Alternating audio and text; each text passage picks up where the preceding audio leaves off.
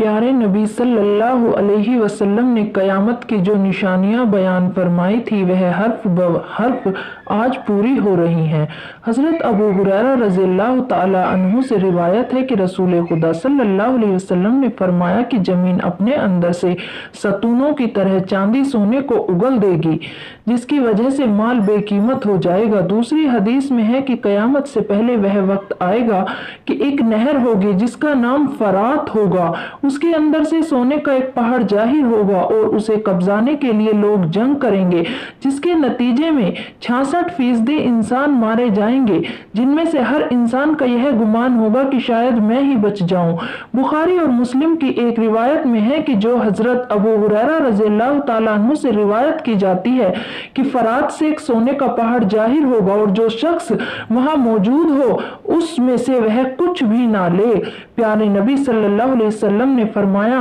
कि दुनिया के खत्म होने से पहले ऐसा वक्त जरूर गुजरेगा कि इंसान दुनिया की परेशानियों और बलाओं में फंसकर इतना परेशान होगा कि मरने को तरजीह देगा, और ऐसे हालात हमारे जमाने में मौजूद होते जा रहे हैं और ये कहने वाले भी मौजूद हैं कि ऐसी जिंदगी से तो मौत ही भली है। हुजूर पाक सल्लल्लाहु अलैहि वसल्लम ने इरशाद फरमाया कि आखिर जमाने में एक मुसलमान बादशाह होगा जो लप भर भर के माल बांटेगा और माल को गिनेगा नहीं। बुखारी